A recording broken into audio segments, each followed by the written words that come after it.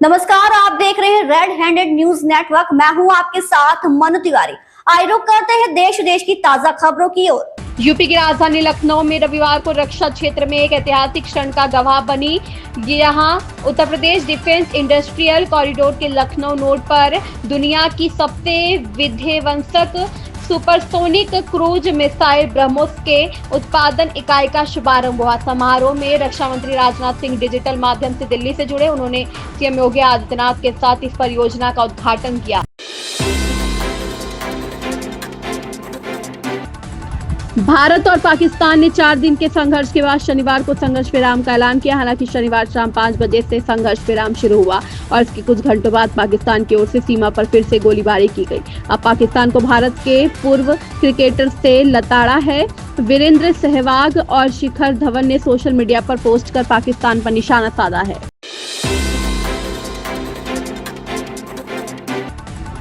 चीनी विदेश मंत्री वांग यी ने भारतीय राष्ट्रीय सुरक्षा सलाहकार अजीत डोभाल से फोन पर बातचीत की। अजीत डोभाल ने कहा कि पहलगाम आतंकी हमले में भारतीयों के गंभीर रूप से हताहत होने की वजह से भारत को आतंकवाद विरोधी कार्रवाई करने की आवश्यकता है।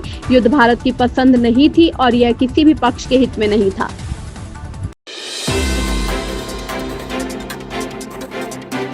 भारत के दिग्गज बल्लेबाज विराट कोहली ने बीसीसीआई और चयनकर्ताओं को टेस्ट से संन्यास लेने के बारे में जानकारी दे दी है। हालांकि अभी तक कोहली ने इसका आधिकारिक ऐलान नहीं किया है, क्योंकि बीसीसीआई ने उनसे इस फैसले पर विचार करने को कहा है। अगर कोहली फैसला नहीं बदलते हैं तो भारत को बड़ा झटका लगेगा। हाल ही में भारत के नियमित टेस्ट कप्तान रोहित शर्मा ने भी सबसे लंबे प्रारूप से संन्यास लिया था।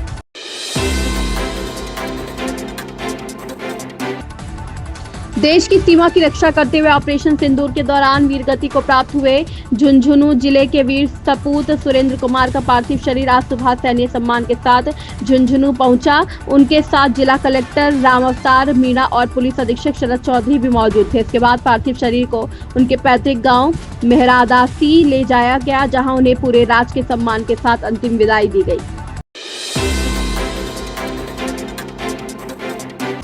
ऑपरेशन सिंदूर से शुरू हुआ भारत पाकिस्तान के बीच संघर्ष शनिवार शाम थम जाने की घोषणा के चंद घंटों बाद ही टूट गया। पाकिस्तान नापाक करतूतों से बाज नहीं आया। दिल्ली में सहमति की घोषणा के चंद मिनटों बाद ही उसने सीमा पर नापाक हरकतें शुरू कर दी। हालांकि फिलहाल हालात सामान्य हैं।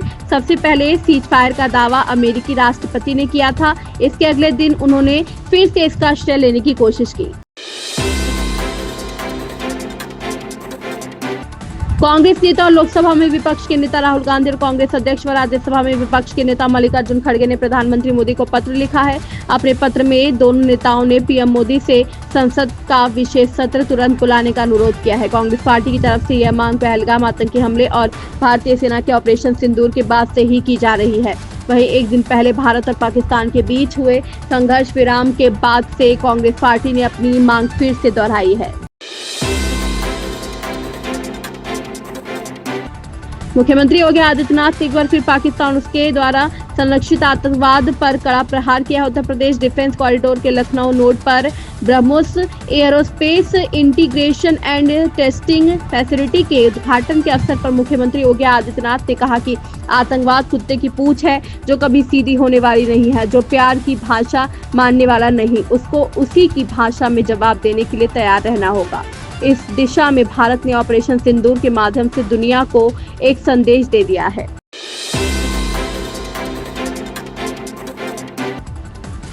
आज टॉलीवुड स्टार रामचरण ने लंदन के मैडम तुसाद वैक्स म्यूजियम में अपनी मोम की प्रतिमा का अनावरण किया, जहां उनके साथ उनके माता पिता चिरंजीवी और सुरेखा पत्नी उपासना और उनका क्यूट पेट डॉग राइम भी मौजूद रहा। टॉलीवुड स्टार रामचरण ने लंदन के मैडम तुसाद वैक्स म्यूजियम में अपनी मॉम की प्रतिमा का अनावरण किया। इस मौके पर उनके माता पिता चिरंजीवी और सुरेखा पत्नी उपासना और उनका पेट डॉग राइम भी मौजूद रहा।